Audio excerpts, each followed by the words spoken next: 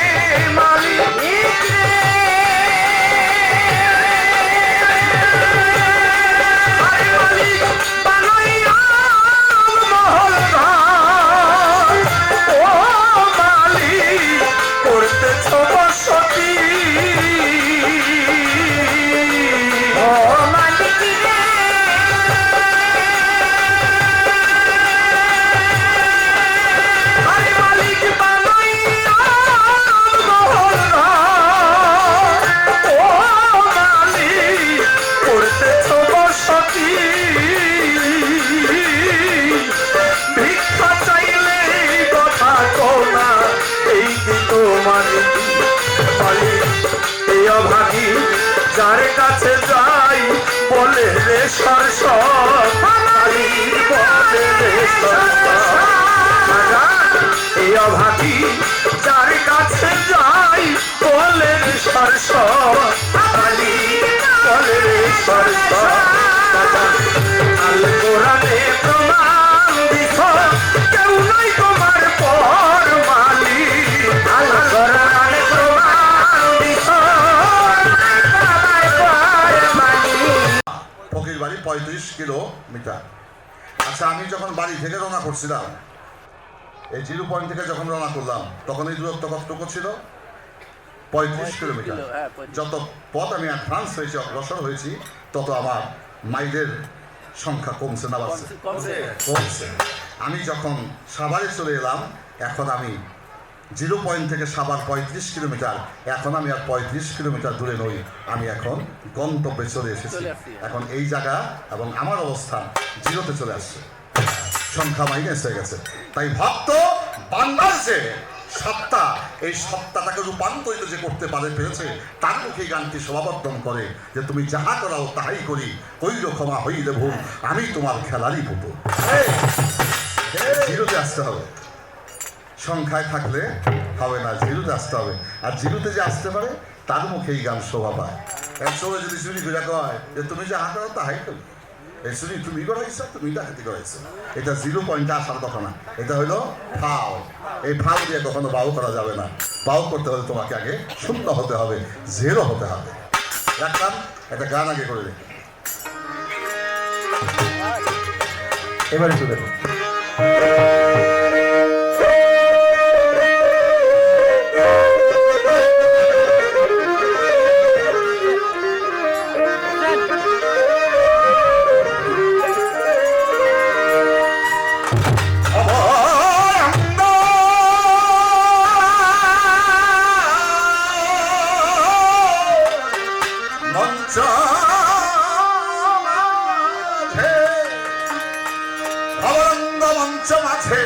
রঙ্গের নাট্য বড় গুরু, রঙ্গের নাট্য বড় গুরু, যার যা সাজন তাই সে সাজে, এ মায়া প্রবঞ্চ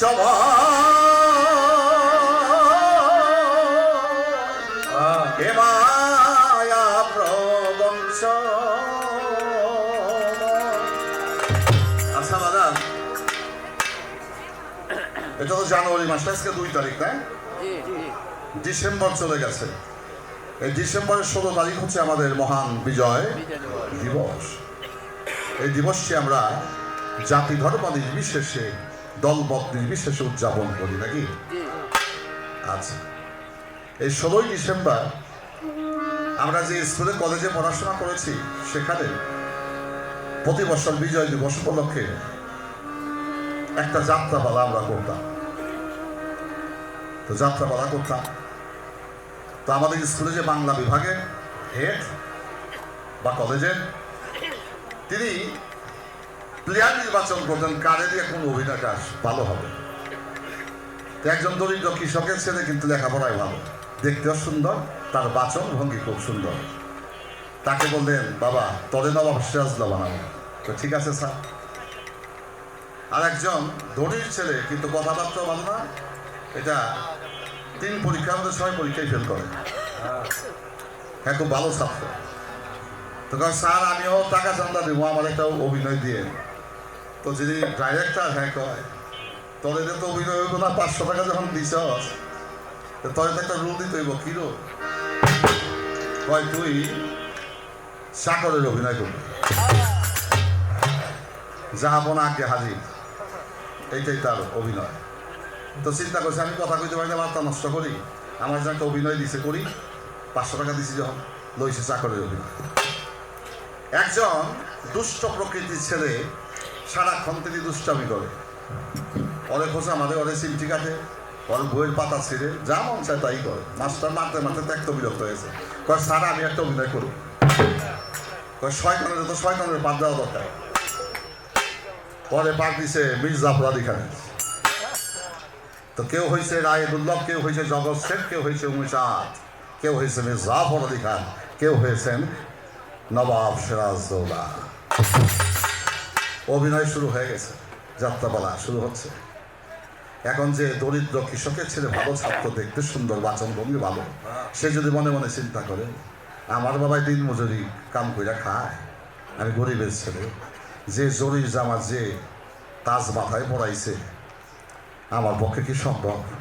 এটা অন্তরে ভাবার সাথে সাথে তার নবাব সিরাজদৌল্লার অভিনয়টা হবে না। আর যিনি চাকরের অভিনয় করে সে যদি ভাবে আমার বাবার গাড়ি আছে, বাড়ি আছে, কলমাতে 10 তলা, 3টা গার্মেন্টসের ব্যবসা আছে, সবার ডাইরেক্টরে আমার দিচ্ছে চাকরের বেলা, তাইলে চাকরের অভিনয় এই কথা হবে না, হবে না। আর যে মির্জাফর আলী খান হ্যাঁ অভিনয় করে যদি কয়েক ডজন বাটা কোম্পানির জুতা আসলে না আসে, তাহলে তার অভিনয় করা হবে না। জানে যে অভিনয়, সেই অভিনয়টাকে তাকে উপস্থাপন করতে হবে এবং সেটাকে যেন মানুষ হৃদয় দিয়ে গ্রহণ করে। তাই পার্থিব জগতে পৃথিবীতে কেউ পিতা, কেউ মাতা, কেউ নাতি, কেউ পুতি, কেউ পুত্রা, কেউ তালই, কেউ মামা, কেউ ভাগনা, কেউ শালাশালি, কেউ দুলা ভাই। এটা হচ্ছে অভিনয়ের জগৎ। এই পৃথিবীতে একটা ড্রামার মঞ্চ, এখানে অভিনয় হচ্ছে। যাদের যখন অভিনয় শেষ হয়ে যাবে তাকে অন্তরালে চলে যেতে হবে। সেই অন্তরাল স্থানটির নাম হচ্ছে আলমে বারজাখ। আলমে বারজাখ শব্দ অর্থ মৃত্যু নয়, স্থান পরিবর্তন করা। মৃত্যু শব্দের ডেফিনেশন অনেক লোকে জানে না। মৃত্যু কাকে বলে? মৃত্যু শব্দের অর্থ মরা নয়, মরা শব্দের অর্থ শেষ হয়ে যাওয়া। মৃত্যু শব্দের অর্থ স্থান পরিবর্তন করা। পার্থিব জগতের অভিনয় মঞ্চ যখন শেষ হয়ে যাবে তিনি আলমের বর্জকে গমন করবে।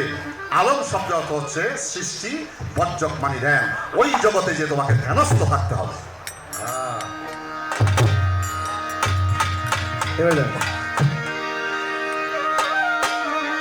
কর্মক্ষেত্রে জীবমাত্রে ওরে মায়া সুন্দর স্বামী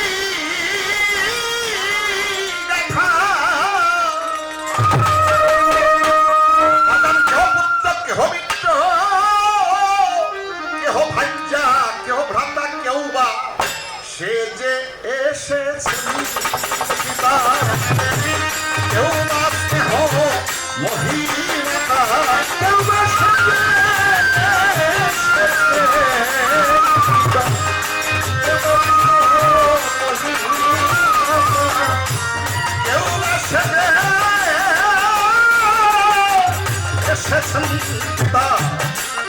কেউ বা স্নেহ মহিমা,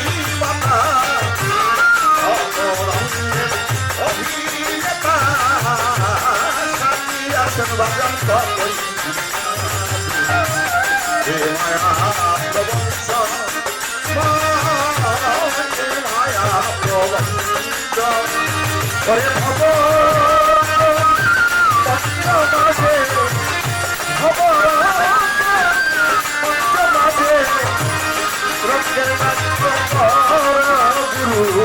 রক্ষের নাথ বড় গুরু যার যার সাধন সেই সেই সাধু মায়া পঞ্চময় মায়া পঞ্চময়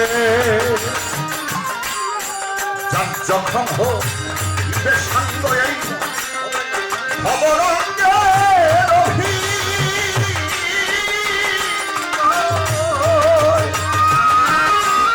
কাকস্যপ হৃদে তোরাই তখন সে আর কারো নয়। যে স্ত্রী গেলে ঘুমায় তিনতলা পাঁচতলা এয়ার কন্ডিশন রুম, এই প্রাণবায়ুটা যেদিন চলে যাবে স্ত্রী একা থাকতে আমাকে নিয়ে ভয় পাবে, ওই লাশটাকে আর তিনতলায় পাঁচতলায় এয়ার কন্ডিশন রুমে ঢুকাবে না, এটা উঠানে না বাইরে আসবে। যে নরম নরম আমেরিকান বালিশে ঘুমাইছে, এখন যখন এই মানুষটি লাশ হয়ে গেছে, এখন এই স্ত্রীর খাটের মধ্যে তারা শোয়াইছে, একটা টুকরা তেনার টুকরাও তাকে ভালোবাসা দেয় না। রাত্র গমাত্র তখন প্রভাত হবে, প্রভাত হয়ে গেলে মাইকিং শুরু হয়ে গেল, বেলা 10টার পরে ফজরেকে ভয়া জানাজার নামাজ পড়ানো হবে এবং তাকে ওই কবরস্থানে দাফন করা হবে। জানাজা হয়ে গেল, স্ত্রী পুত্র কন্যা পরিজন আত্মীয় স্বজন সবাই তাদের বিদায় দিয়ে দিল, সে চলে গেল মাটির ঘরে। সেখানে স্ত্রীও যায় না, বাবা মাও যায় না, ভাইও যায় না, পাড়া প্রতিবেশী আত্মীয় স্বজন কেউ যায় না।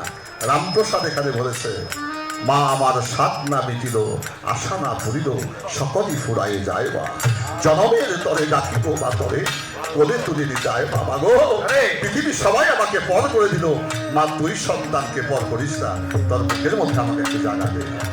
মা তখন মা বসুমতী, মাটি তখন মাতৃ ভূমিকা অবতীর্ণ হয়ে সে পাপ করুক আর ন্যাক করুক, সেই সন্তানকে মাতার বুকের মধ্যে জানা দেয়, মাটির নাম সেই কারণে মা।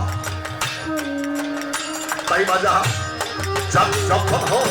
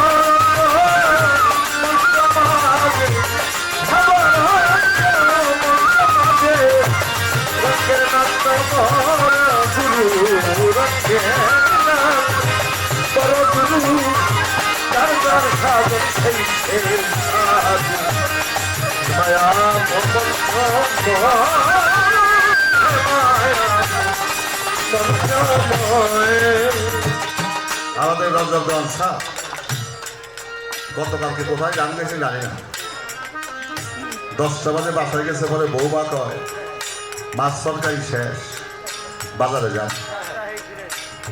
যে মানুষটারে 20,000 30,000 মানুষের গান শোনাইছে, এখন বইয়ের চাকরে হ্যাঁ হুকুম দেয় বাজারে ধরে নিয়ে আসে। তাই রাত্রে ছিল সে নায়ক, আর এখন সে স্ত্রীর কাছে হয়ে গেছে চাকর। তাইলে যে নাকর হয় তো চাকর হয়। বাচ্চায় কয় বাবা আবু আমার বিস্কিট নাই, আমার চকলেট নাই, আমার বিস্কিট চকলেট দেওয়া যাবে। যে সন্তান বাবার কথা শুনে এখন সন্তানের হুকুম শুনতে হয়, বাবা বাবা চাকরের ভূমিকা অবস্থিত হয়ে গেছে। তাই একটা মানুষের বহু চরিত্র, বহু তার অভিনয়, সেই অভিনয়ে যদি সে অভিনয় ক্ষেত্রে সাকসেস না হয়, সফল না হয়, তার মানব জনম তৎপর হয়ে যায়, বরবাদ হয়ে যায়। ভেবেছ কি ওরে মা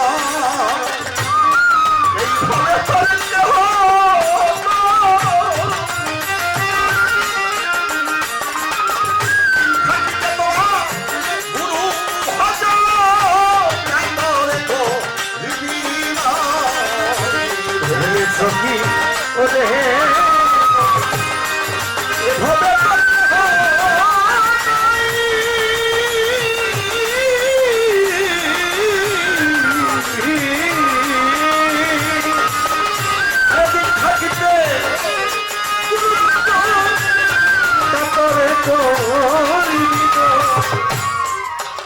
বাজান সর্বচরণে হাত রেখে একটা নিবেদন থাকবে, যেহেতু গুরু দায়িত্বটা আমাকে দেওয়া হয়েছে, এই দায়িত্বটা ততক্ষণ পর্যন্ত আমি পালন করতে পারবো না যদি আপনারা গুরু আমার সহায় না থাকে।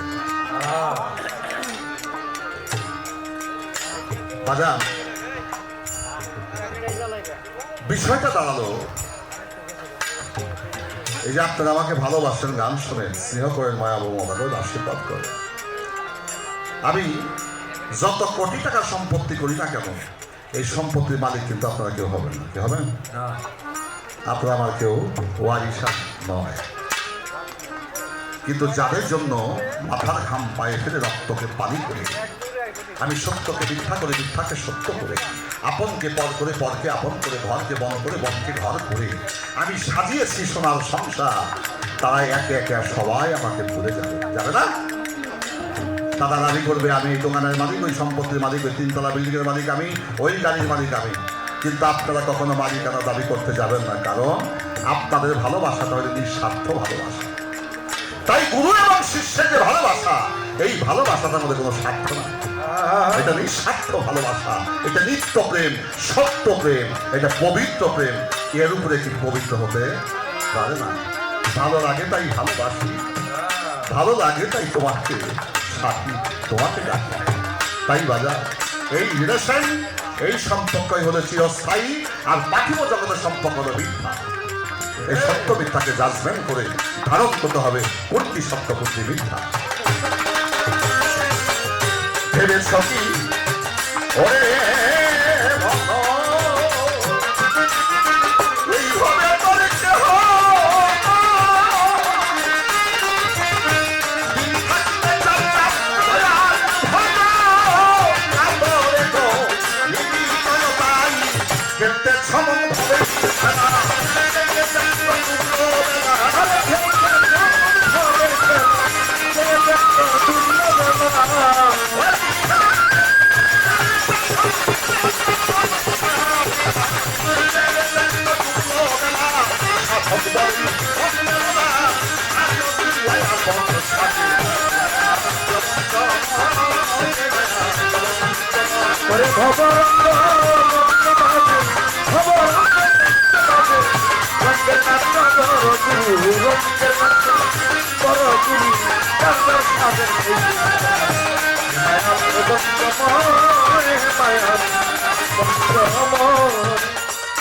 ধৈর্য ধরে নীরব থাকেন যত আছেন আল্লাহর বান্দা, নবীজির উম্মত, পীর মুর্শিদের ওলি আউলিয়ারা সেখান কয়েকটা পক্ষ হবে। আজকে চলবে সবাই গুরু শিষ্যরা।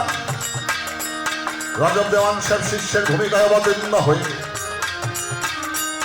কিছু পড়লেন জিজ্ঞাসন, ধরি নাই কথা বলতে হবে সেই শাস্ত্রেরই বচন। তিনি যেভাবে জিজ্ঞাসা করে, যেভাবে জিজ্ঞাস করে,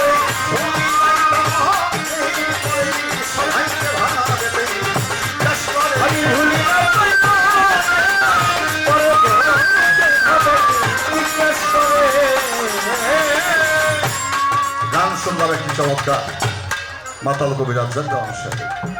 ধন্যবাদ। ভালো গান, ভালো গায়ক, ধন্যবাদ। অসাধনায় দিন বয়ে যায় দয়াল গুরু গো, অসাধনায় দিন বয়ে যায়। এই অসাধন বলতে কি বুঝি?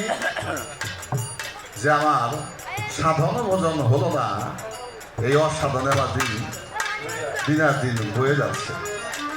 তাইলে যে বোঝে অসাধনের দিন বয়ে যায়, তাইলে বুঝা যে কর্ম না করে তার কপালে কি করবো? গানটা রাস্তা গাইছে রজব। তো তুমি বোঝো যে তোমার অসাধনায় দিন বয়ে যাইতেছে, এই দিনটার মধ্যে তুমি সাধন করো না কেন? এই দোষটা তোমার। তাই এই দোষটাকে সারাইতে হলে একজন কামের গুরুর কাছে তোমাকে যেতে হবে। গানের মধ্যে কথা শুনলাম,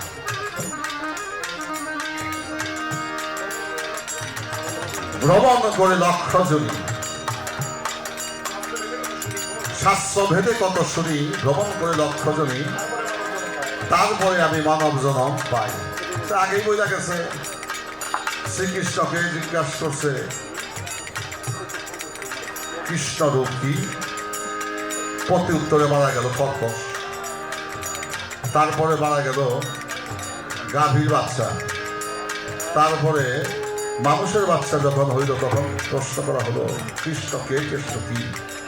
তার প্রতি উত্তর যখন তিনি বললেন যে কৃষ্ণ হচ্ছে সেই ভাবার্থ, সেই প্রেম, সেই চিন্তা চেতনা যে কৃষ্ণ নাম ধারণ করিলে সে পশুর জন্ম থেকে গাভীর জন্মে আসে, আর গাভীর জন্মের পরে সে মানব জন্মে অধিষ্ঠিত হয়। কথা শেষ। মানব জন্মে অধিষ্ঠিত হওয়ার আগে পূর্বে জন্ম হচ্ছে গাভীর জন্ম। কেন? এই গাভী যখন বাচ্চা প্রসব করে তার ওলানে আসে দুগ্ধ, সেই দুগ্ধকে মানব প্রেমে সেই পশু, সেই গাভী সর্বপ্রথম মানবকেই সেবা করে। পশু মানব সেবা কইলা সে যদি মানুষ হয়ে যেতে পারে, আর তুমি আমি মানুষ হয়ে মানুষ হতে পারলাম না, মানুষের সেবা করতে পারলাম না, এই জীবন আমাদের থাকাচ্ছে না। কি বাজার? হ্যাঁ, মানুষ হয়ে মানুষকে ভজনা করতে পারলাম না। শেষ। এখানে এই দেহে 49 বায়ু, কোন বায়ুতে বড় বায়ু। বহু জীবনে কইছি, আজকে বেশি কমো না, আজকে বেশি কমো না। যেখানে স্টেশন না ধরলে নয় সেখানে ধরুন। তো যিনি গান দেখছে তার সাথে তো জীবনে শত শত গান হয়েছে রাজ্জাক সাহেবের সাথে। তো তিনি গানটা লিখছে, তার গানটা উনি গাইছে, ভালো। আচ্ছা বাজার, মানুষ গ্রহণ করে কি? অক্সিজেন। এটা ইংরেজি শব্দ, বাংলা হইল বিশুদ্ধ বাতাস। বিশুদ্ধ বাতাস। মানুষ পরিহার করে কি? Carbon dioxide. এটা ইংরেজি, বাংলায় হলো দূষিত বাতাস। মানুষ শুদ্ধ বাতাস গ্রহণ করে, দূষিত বাতাস পরিহার করে। তাইলে মূলত বাতাস সবই ভালো, কিন্তু আমার ভিতরটা ভালো না। তাই ভালো বাতাসকে আমি ভালো রাখতে পারি নাই, বাতাসকে বন্ধ করে আমি বিষাক্ত করে ছেড়ে দিয়েছি। তাইলে ভিতরটাকে পরিষ্কার করতে হবে। কথাবার্তা খারাপ লাগেনি কি আপনাদের কাছে? বাজার, ধন্যবাদ। তাহলে আমি গ্রহণ করি অক্সিজেন, পরিহার করি কার্বন ডাইঅক্সাইড। এই বাতাসটা কখনো পরমায়ু হতে পারে না। এই কার্বন ডাইঅক্সাইড এবং অক্সিজেন তার ভিতরে মূল একটি বাতাস আসা যাওয়া করে, যাহা ধরা ছোঁয়ার বাহিরে, ওইটাকে বলা হয় পরম বায়ু। 4×48 আর 1 নিয়ে যোগ করলে হয় 49। ওই একটা অংশ হইল পরম অংশ, যে অংশ না থাকলে আরিফ দেওয়ান কোনোদিন গান গাইতে পারবে না, আপনারা শুনতে পারবেন।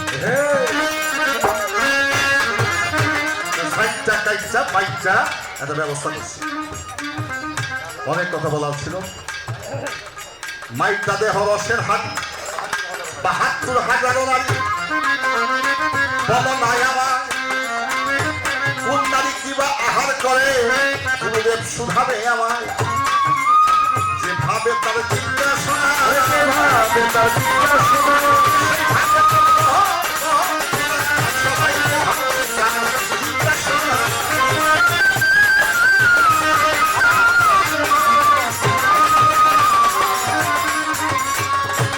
মাইকটা দেহ রসের হাত আছে, মাটি হইল দেহ, দেহটা হইল মাটি। এই মাটির হাতের মধ্যে মধু রাখলে কয় মধুর হাড়ি, নাকি দুধ রাখলে কয় দুধের হাড়ি, পানি রাখলে কয় পানির কলস, বিষ রাখলে কয় বিষের হাড়ি, আর যদি রস রাখে খালি খেজুরের রস, রসের হাড়ি। মানব দেহটা মাটির ভাণ্ড, কিন্তু তার মধ্যে 5টি রস প্রভুদয় বয় দিয়েছে। কি? শব্দ, রূপ, রস, স্পর্শ, গন্ধ। শব্দ, রূপ, রস, স্পর্শ, গন্ধ, এই 45 দিয়েছে এই মাটির ভাণ্ডের মধ্যে। এবার এই রসটাকে কয়জন মহাপুরুষে বশ করতে পারছে দাদা? এটা পরীক্ষা দিলে বোঝা যাইব।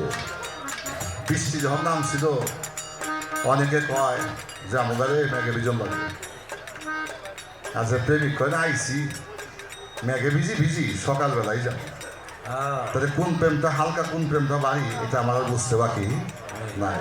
তো যা হোক, এখন মাইকটা দেহ রসের হাড়ি, 72,000 রয়েছে নারী, কোন নারী থেকে বা আহার করে যাবেন গুরু, যাবেন প্রকাশ করি, আপনি যাবেন প্রকাশ করি, আপনি যাবেন প্রকাশ করি, আপনি যাবেন প্রকাশ করি। এক নারী এলো মা, মেয়ে, এক নারী মেয়ে। এই দন্তান্ন মধ্যাহ্ন মধ্যাহ্ন ঋষিকা দীর্ঘিকা এর বেষ্টবে আকাশ আর জমি ব্যবধান হয়ে যায়। এক নারী হইল মা, আর এক নারী হইল ৭২,০০০ নারী দিয়া মানব দেহটাকে চামড়া দিয়া ঢেকে রেখেছে। এই ৭২,০০০ নারী দিয়া আল্লাহ মালিক তার কুদরতি স্বামী রক্ত প্রবাহিত হচ্ছে। সেই রক্তের স্রোত ধারায় মানুষের হার্ট কম্পন, হৃদয়ের যে কম্পন, এটা সচল রয়েছে। ওখান থেকে ইলেকট্রিক এনার্জি, ওখান থেকে শক্তি উৎপাদন হয়। ওই শক্তির জন্য কাপ্তাই জল বিদ্যুতে যাওয়ার প্রয়োজন নাই। ওই কাপ্তাই জল বিদ্যুৎ তোমার মধ্যে দিয়েছে, এখান থেকে বিদ্যুৎ উৎপন্ন হচ্ছে। তাপ যদি বাড়ে কয় জল আইসে রে, আর যদি কই মাঝে একটা হার্টবিট কমে গেছে, তাহলে ওরা ইনজেকশন প্রয়োগ করতে হবে। তাকে ওরা ইনজেকশন প্রয়োগ করে তার হার্টবিটকে বাড়ানো হয়, তাকে সোডিয়াম স্যালাইন দেওয়া হয়। তাহলে বাজা বাড়লেও জ্বালা, কমলেও জ্বালা, এখন মধ্যম লয়ে তোমাকে রাখতে হবে। এই ৭২,০০০ হলো নারী ল।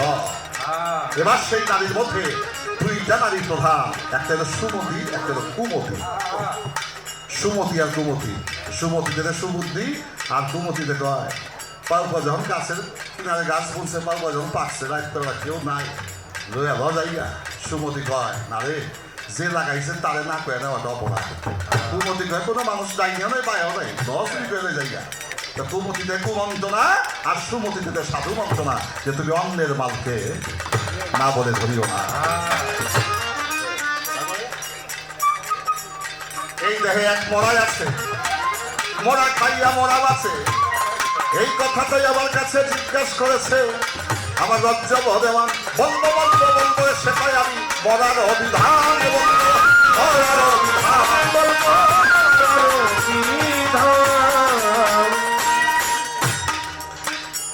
আপনারা কি সাবান অংশ তো বড় দাম হইতো না? এখন তো বিলি ইন্ডাস্ট্রি হয়ে গেছে। একটা দাম হয়তো 60 বড়, এটা গন্ধের সাপও আসতো। আমার বয়স কিন্তু একেবারে কম না, একেবারে কম না, আবার বেশিও না কম না। আমি বহু আগের ইতিহাস জানি। এই 60 বড় ধান বলতো আগে। এই ধানের চাইল দিয়ে মাসে পোলাও খাইতো, সর্ষের তেলটা পোলাও খাইছে না, বহু মজা লাগছে। আমার জীবনে খাওয়া হয়েছে, এখন হয়তো নাই। আমি কথাটা কোথায় বলবো? মানুষ যখন জমি থেকে ধান কাটে, এই ধান কি মানুষ চায় এখানে চাইল করে খায়? আর চাইল করে খাইলেও বলবো চাইল খায় না, চাইলে সিদ্ধ করে ভাত করে খায়। আচ্ছা, ধানটা বললে গাছ হয়ে বলি, আচ্ছা চাইলটা বললে গাছ হয়ে বলি, কাম শেষ। চাইল বললে গাছ হয়ে বলে, ভাত বললে গাছ হয়ে বলে, কিন্তু ধান বললে গাছ হওয়ার আশা আছে। তাই দেওয়া যাও, এই দেহটা রক্ত মাংসে গড়া আমার এই দেহ, পঞ্চভূতের দেহ, এই দেহটা হইল মরা, এটা একদিন শেষ হয়ে যাবে। কুললে নাচতে যায় কাতল মৌ, ম্যান ইজ মরার। মানুষ মরণশীল, তাকে জন্মিলে মৃত্যুর স্বাদ গ্রহণ করতে হবে। প্রেম করলে মিলন করছে, তোমাকে বিচ্ছেদ পাইতে হবে। মন দিয়ে শুনতে হবে কথা, গুরু শিষ্য গান খুব জটিল। তাহলে আমার এই দেহটা মরা, এই মরা দেহটা মরা খাই বাসে। গরু কি মানুষ জেতা খায় না মাইরা খায়? কিরে বাবা, গরু কি জেতা গরু আমরা খায় না মাইরা খায়? জবা করে মারে তারপরে খায়। কোনটাই খায়? এটা জীব আত্মায় খায়, জীব দেহে খায়। পরম আত্মা গুরু অংশ কখনো এই গরু, মহিষ, ভেড়া, বকরি, এই ছাল বাকলা এগুলো খায় না, সে খায় ভক্তের নাম সুধা, প্রেম সুধা সে ভক্ত। তাই বাজা, এই দেহটা মরা, মরা খাইয়া মরা বাঁচে। মাছ মাংস যাহা কিছুই আছে, মরার উপরে খাড়া দিয়া তারে মাইয়া লয় সংসারে।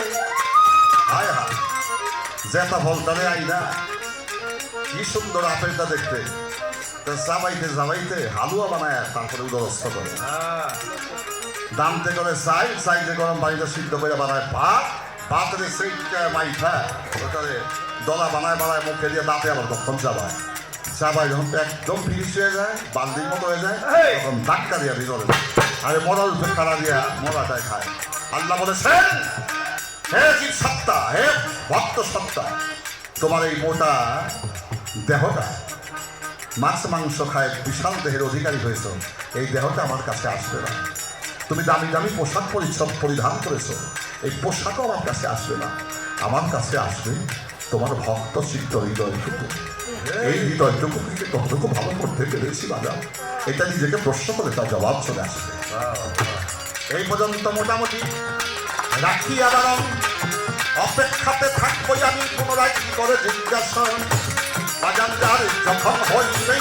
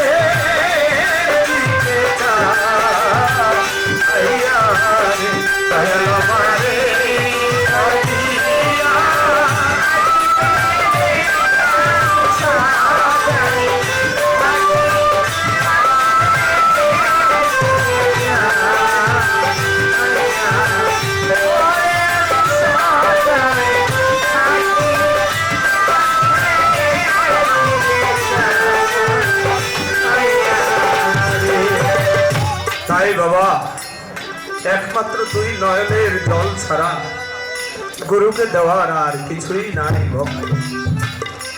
তাই আমি আজীবন করে যাব গুরুর কাছে, দয়ালের কাছে। আমি এখানে যা করেই গেলাম, বড়বীরের এক ভক্ত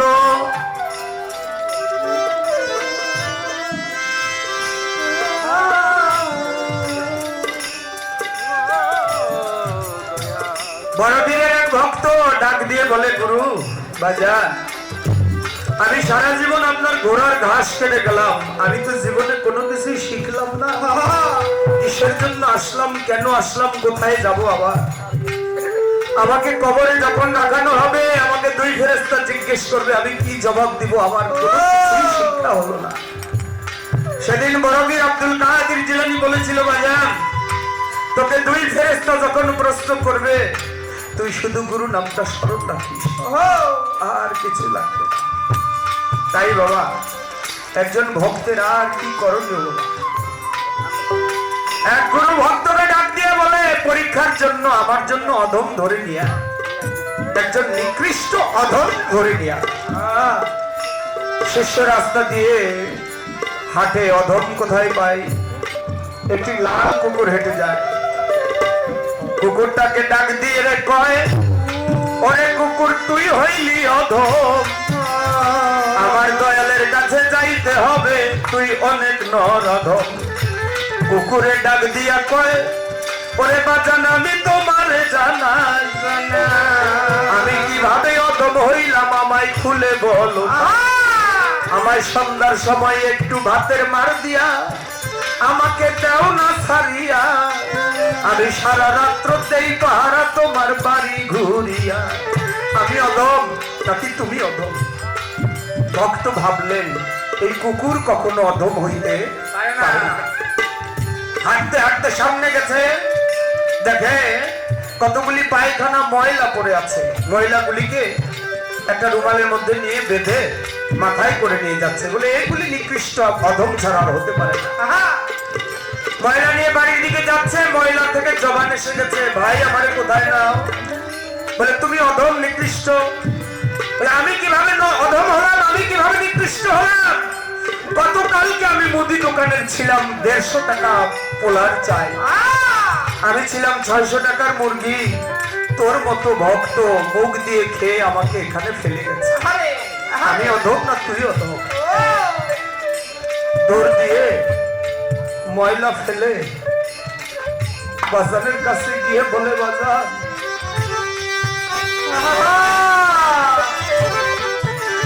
দরদি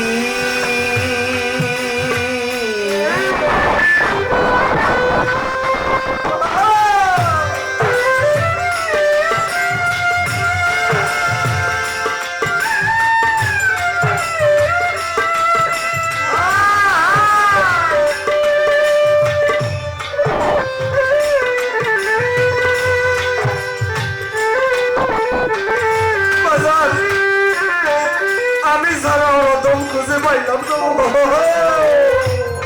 আমি মহান নিকৃষ্ট বাবা, আমি অধম। ডাক দিয়া কয়, টান দিয়ে বুকের মধ্যে দিয়ে কয়, বাবা, তোর মতো ভক্ত যার হয় তার আর কিছু লাগে।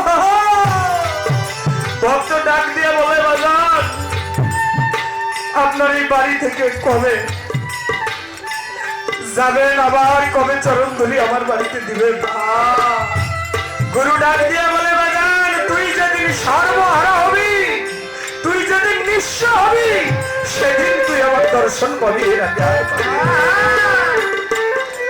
বাড়ি চলে গেছে, গাড়ি চলে গেছে, সব কিছু চলে গেছে, ছিল সম্বল একটু বসার জায়গা, সেই জায়গাটুকু নদীতে ভেঙে চলে গেছে। পথের দিকে তাকিয়ে দেখে গুরু আসছে। কে রে বাবা? বলে, বাজার, আপনার দয়া হয়েছে বলে আমি না বলেছিলাম, তুই যেদিন নিঃস্ব হবি, সর্বহারা হবি, সেদিন তুই আমার দর্শন পাবি। তাই বাবা, সে হয়েছে মানুষ রতন, সব থুইয়া যার কিছুই না। বাবা, আমার এই জীর্ণ জরা এই দেহে আমি আপনাকে রাখার জায়গা কোথাও খুঁজে পাই না। তাই একটি গান করে আমি আপনার চরণে অর্পণ করে আমি বসি বাবা। গানটি একটু লক্ষ্য করে, আমার গুরুজির প্রতি অনুরোধ, গানটি একটু লক্ষ্য করে শুনবেন।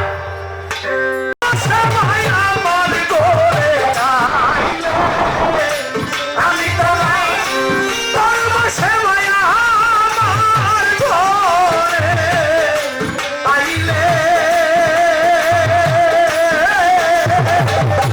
বড় লজ্জা পাবো করো তুমি নাই আসিলে, আমি বড় লজ্জা পাবো দয়া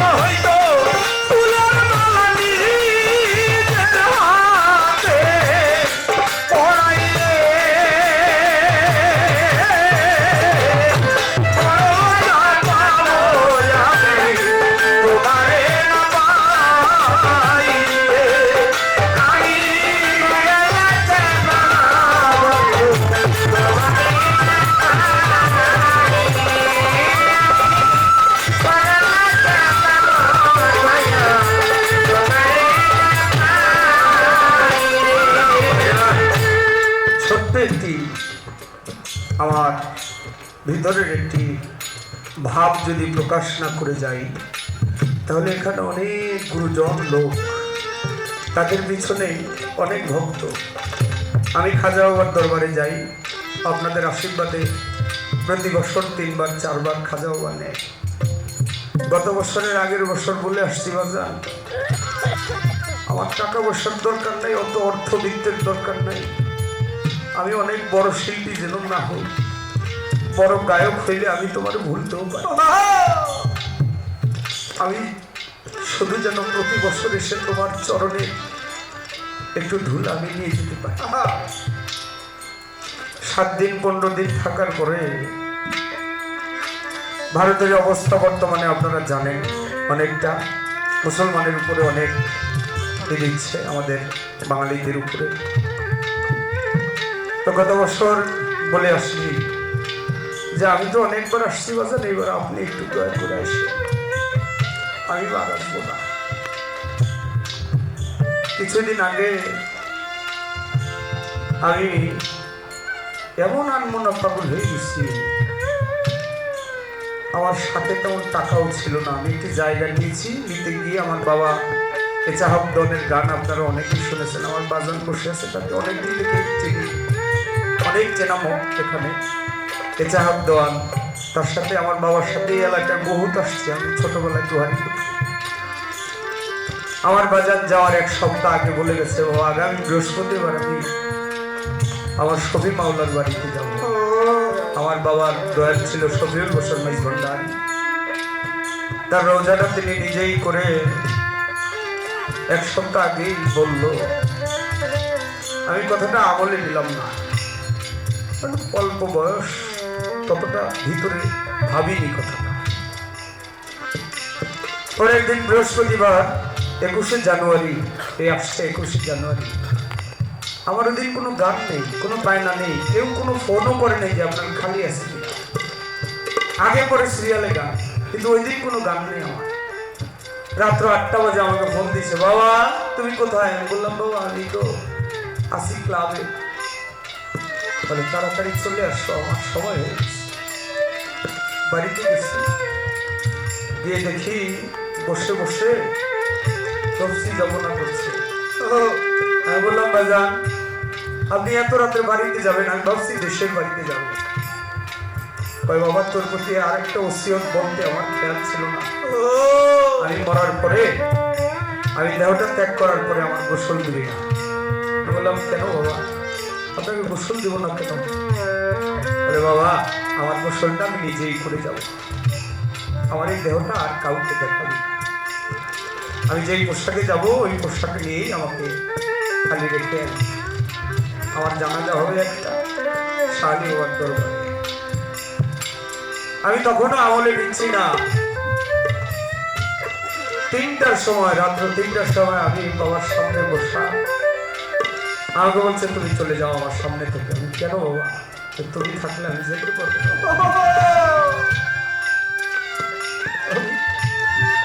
পাশের ঘরে গিয়ে চুপ করে বসে আছি, মোবাইল দিচ্ছি, শব্দ হচ্ছে দেখি, নিঃশ্বাস দিচ্ছি। হঠাৎ করে আমার বড় ভাই ঘরের ভিতরে, বড় ভাইকে বলে লাইট বন্ধ করো, তোমরা ঘুমাও। তাদেরকে বললো তোমরা ভয় পাও না। ঠিক কাটায় কাটায় 4টা একটা শব্দ হলো, যেন বোমা বাস্ত হলো। ঘরের ভিতরে দৌড় দিয়ে গিয়ে দেখি বাবা কিবলামুখী হয়ে, হাতে পায়ের নখ সব পরিষ্কার, যেন দাড়ি দিয়ে চুল দিয়ে পানি ঝরছে। তখন চরণের কাছে গিয়ে ভক্তি দিয়ে বলল, তোমার ভিতরে এত জাদু ছিল, আমার একটু ধরা দিল না কেন? তাই আমি দেশ বিদেশ যখন ঘুরে বেড়াই, আপনাদের এই চেহারাগুলি দেখলে আমার বাবার সে রূপটা খুঁজল না।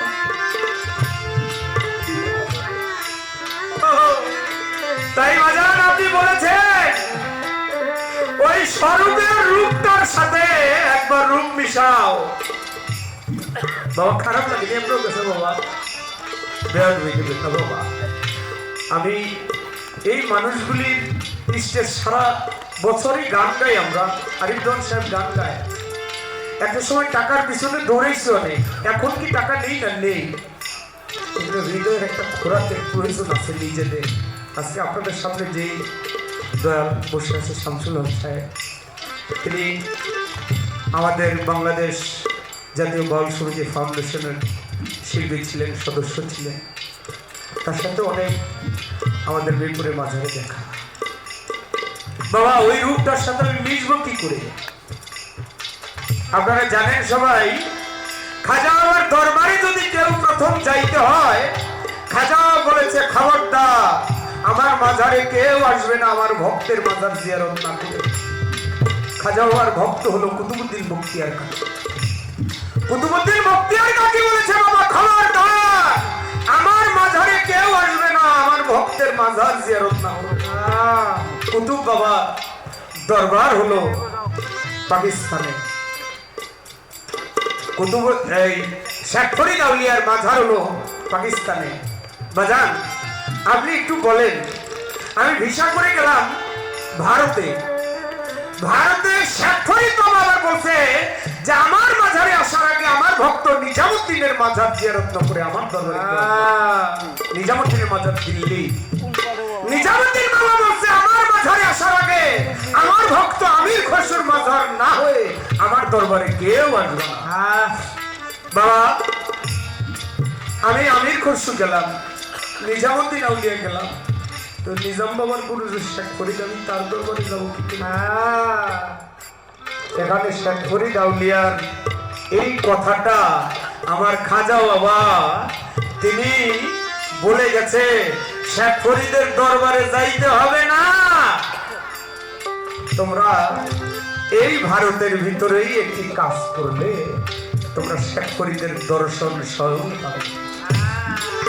আমি জানার দরকার বাবা, আমরা যারা ভক্তকুল জানার দরকার যে কোথায় গেলে শেখ ফরিদের দর্শনটাই পাওয়া যায় বাবা। সেখানে শেখ ফরিদের ধুলা দিতে হয় না, শেখ ফরিদ আউলিয়া নিজে স্বয়ং এসেই তাকে দর্শন দেয়। এবার আমির খসরু সে গান গায় আমাদের মন, এই যে আমি গান গাই, গানের ফাঁকে আপনারা পছন্দ হলে কিছু 2-1 টাকা 100 কেউ 500 বকশিশ দেয়। আমির খসরুকে ডাক দিয়া নিজামুদ্দিন কয়, বলে আল্লাহর বাক্য কি বাবা? বলো না আমার। বলে আল্লাহর বাক্য ফরজ। বলে বুঝলাম, এবার গুরু বাক্য কি হয়? বলে গুরু বাক্য ফরজে আইন, অবশ্যই করতে হবে। আল্লাহ বলেছে এখন 5 ওয়াক্ত নামাজের সময়, জোহর নামাজের সময় তুমি এখন নামাজ পড়ো। আপনি নামাজে দাঁড়াইছেন, কিন্তু এমন সময় গুরু এসে তার উদ্দেশ্যে দাঁড়িয়ে বলছে, কোথায় রে বাবা রঞ্জন, আমার একটু পানি দেবো বা তৃষ্ণা লাগছে হালকা আস্তে আস্তে। আর যদি ওই ভক্ত বলে বাবা আমি নামাজটা আদায় করলে তারপরে আপনার পানি দিব, গুরু মজা হবে না, তৃষ্ণা লেগেছে গুরু এখনই দিতে হবে। বাবা আমি তোকে আদেশ করছি তোর এই রূপ খানা জানো আমি আর এই দরবারে না দিই। ভক্ত আত্মনা পাগল হয়ে গেছে, আমার বাজান আমারে কইল দরবারে আর আমার থাকা যাবে না, চলে যাই আমি। জঙ্গলের মধ্যে চলে গেছে, যাই অনেক দিন কাটায়, এমন সময় একদিন বাবা নিজামুদ্দিন কয়, বাজান কেমন জানি লাগে আমার, ভালো লাগে না, শুনতে আমার মনে বাসনা, কেউ যদি পারস আমার একটু গান শোনা বাবা। কাওয়ালি ধরে দিছে, কাওয়ালি গান গায়, টাকা পয়সা যা ছিল সব দিচ্ছে, কাওয়ালি গান বন্ধ করে দিছে। বাবা আমি টাকা না হলে তো গান করি না। বলে আমার আর টাকা নাই, আমার পায়ের 2টা খরম নিয়ে, এই পায়ের খরম 2টা নিয়ে তুই আমার আর একটা গান শুনি। খরম 2টা দিছে, গান গে কাওয়ালি বাড়ির দিকে রওনা হয়েছে। বাড়ির দিকে যাই জঙ্গলের রাস্তা দিয়ে, আর জঙ্গলের মধ্যে ওই ভক্ত আমির খুশি তারা গুরু গায়ের গন্ধ পেয়ে গেছে। ও আমার বাজানে রাস্তা দিয়ে যায়, একটু আগায় দেখে কাওয়ালি ডাকতে, ও কাওয়ালি বাবা একটু দাঁড়াও। তোমার শরীর হইতে আমার গুরু গায়ের গন্ধ পাইকা। তোমার গুরুকে না আমার মোর্শেদ নিজামুদ্দিন আউলিয়া। হ্যাঁ, তার দরবারে গেছিলাম, তার খরম দুইটা আমার সাথে আছে। কই দাও না, খরম দুইটা হাতে নিয়ে বুকের মধ্যে শোয়ায়, মুখে সুমা খায়, বলে কাহলে আমার ভাগ্যে হইল না। কতদিন আমি নিজের হাতে ধোয়াইছি, কতদিন আমার তোহালের চরণ আমি পড়াই দিছি, আমার ভাগ্যে হইল না রে বাবা। খরম দুইটা আমারে দিবি? বলে বিনিময় শর্ত, আমি বিনিময় ছাড়ে দেই না। বলে আমার বাড়ি ঘর আজকে থেকে সব তোর, বিনিময় আমার খরম দুইটা নেই। খরম দুইটা নিয়ে ভক্ত আমির ঘর শুকন কাব পড়িল, মনে মনে আমির ঘর শুয়ে তাই অনুরাগ আনিল। আমার বাজান বলছে যাইতে মানা, আমার বাড়ি যাবি না, আজকে নিষেধ অমান্য করে আমি যাবো হবর হওয়ানা। বাড়ির দিকে যখন বাবা চলিয়া যায়, এমন সময় আকাশ থেকে বাবা বৃষ্টি নাই বাজায়। বড় বড় শীত, বড় তুফান, বাতাস, ঝড়। নিজামুদ্দিন ভক্তদের বলে বাবা বড় ঝড় নেমে গেছে, বাড়ির গেট বন্ধ করে দে, কেউ যেন ঢুকতে না পারে। বাড়ির গেট বন্ধ করে দিছে। এখন বাড়ির চতুর্দিকে ঘুরে ঢুকতে কি করে? দেখে বাড়ির ভিতরে একটা পায়খানা ড্রেন বাইরে বের হয়েছে। আপনাদের দরবার করতে সেই ড্রেনটি দর্শন করে এসেছে। কেউ যদি যান ওই ড্রেনটা দেখতে পারবেন দিল্লিতে, বাবা আমির হোসেন নিজামের উত্তর সাইডে। ড্রেনের ভিতর দিয়ে মাথা ঢুকাই দিচ্ছে যে আমি ড্রেনের ভিতর দিয়ে গিয়ে আমার বাজারের সাথে দেখা করবো। ড্রেনের মাঝখানে যাইয়া পানি তো ড্রেন দিয়ে পাস হয়, ওই জোর করে যাইয়া দুই কাঁধের দুই পাশে বেজে গেছে। এখন সামনেও যেতে পারে না, পিছনেও আসতে পারে না। যখন বাইজা গেছে বাড়ির ভিতরে পানি জমে গেছে, বৃষ্টি থেমে গেছে, ভক্তরা এসে বাবা পানি নামে না তো। মনে হয় ড্রেনের ভিতরে কোনো ময়লা বাসছে, বাবা তোর একটা কাজ কর, চোখা বাস নিয়ে পরিষ্কার করে দিয়া। ভক্তরা কথা পাইয়া বাবা ড্রেনের কাছে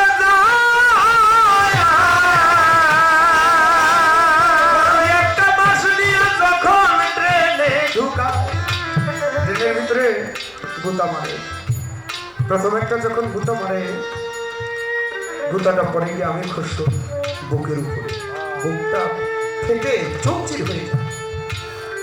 আর একটা গুতা মারে, গুতাটা পরে গিয়ে আমি খুশি মাথার উপরে, মাথাটাও চৌচির হয়ে যায়। পরাণ পাখি ছটফট করে। আমি খুশি ডাক দিয়ে বলে বাজার তোমার সাথে বোধহয় আমার আর দেখা হলো, তোমার সাথে আমার বোধহয় আর প্রেম করা হলো না। ভক্ত বাজারে